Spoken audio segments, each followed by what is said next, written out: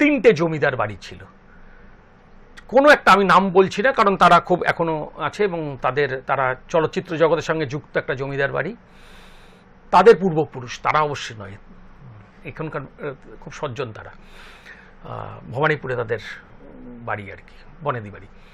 তো তাদের বাড়িতে মহিলারা ওই দশমীর দিন গিয়েছিল সিঁদুর খেলতে, দূর দূর করে তাড়িয়ে দেয় গ্রামের মানুষদের, না না না এইসব ঢুকতে দেওয়া হবে না।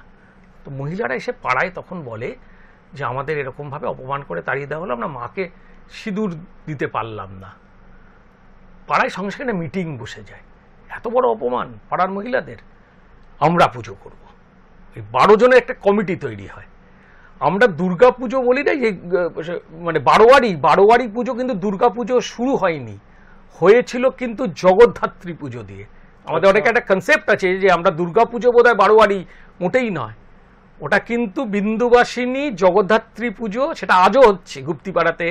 তুই যদি যাস বা দর্শক বন্ধুরা যদি যায়, তারা গিয়ে দেখতে পাবে। ওটাই দুর্গা পুজোয় তারা সিঁদুর খেলতে পারলেন না, মাকে সিঁদুর দিতে পারলেন না, ইমিডিয়েট নেক্সট হচ্ছে জগদ্ধাত্রী পুজো, ওটাতেই শুরু হলো। 12 জন এয়ার মিলে তারা কমিটি তৈরি করে জগদ্ধাত্রী পুজো করলেন। একদম ওইখান থেকেই বারোয়ারি 1790 সালের কনসেপ্ট শুরু হয়।